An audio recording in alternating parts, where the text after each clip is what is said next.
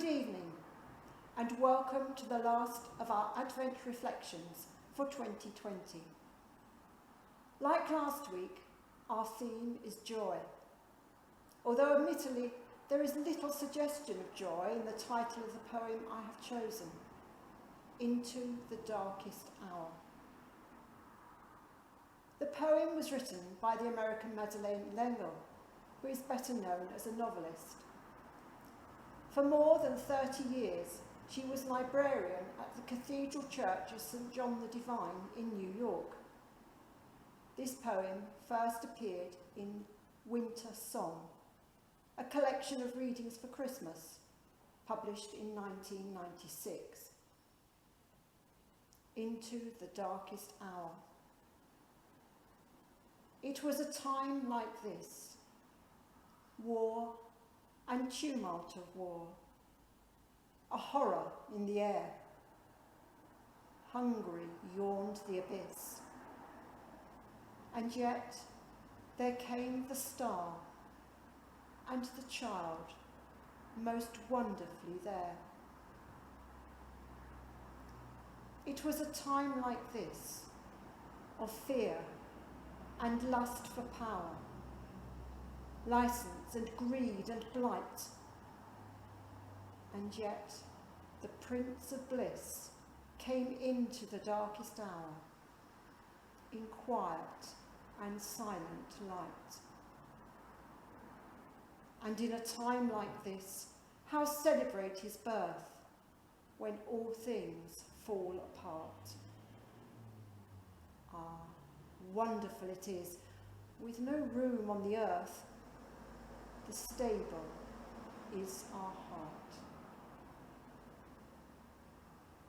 The poem's title and opening lines immediately plunge us into a time of conflict, horror, and enemy action.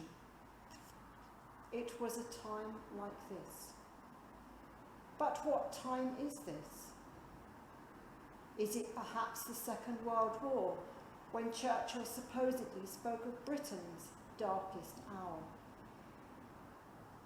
Or is this the first century Israel under Roman occupation, hoping and longing for a Messiah to save them from the enemy of their time? Or is this the world of today, suffering the ravages of coronavirus and the devastating effects of pollution and climate change? It was a time like this. And yet, amongst all the horror, confusion and fear, a star appeared, and a baby was born. A baby bringing joy into the darkness. The poem goes on to describe a time darkened by a lust for power, darkened by greed and a concern only for self. Sadly familiar across the world and across all time. Yet into this darkest hour, a baby was born. A baby who would bring peace into chaos, light into the darkness, mercy into struggle, and joy into sadness. Perhaps the final verse brings us to our own time.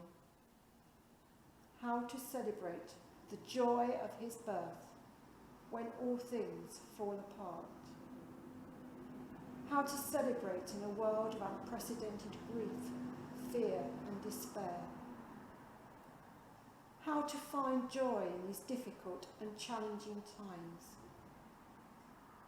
Yet even in times of darkness, there are moments of sheer joy and wonder to be found in the world around us. We come then to the last 3 lines of our poem, and perhaps the most profound. Ah, wonderful it is with no room on the earth. The stable is our heart. Yes, even in today's broken world, where it might seem there is no room on the earth for the Christ child, we can make room for him in our hearts. and his story can still bring good news of great joy to our world, can bring joy into even the darkest hour.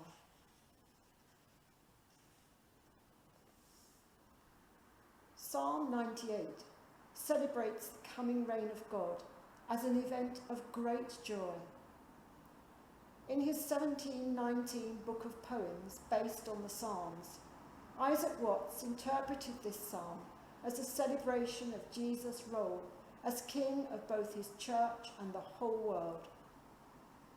More than a century later, the second half of this poem was adapted and set to music, giving us what has become one of the most popular of all Christmas carols, which we will listen to now, Joy to the World.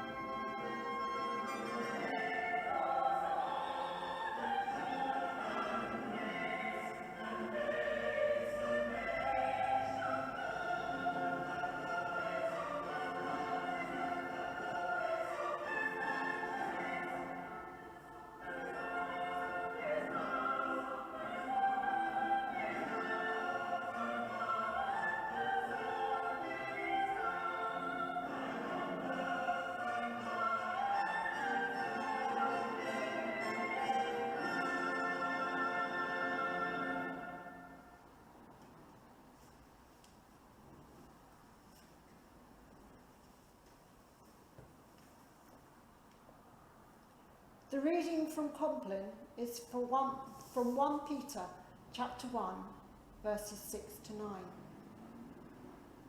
In this you rejoice, even if now for a little while you have had to suffer various trials, so that the genuineness of your faith, being more precious than gold, that, though perishable, is tested by fire, may be found to result in praise and glory and honour when Jesus Christ is revealed. Although you have not seen him, you love him. And even though you do not see him now, you believe in him and rejoice with an indescribable and glorious joy.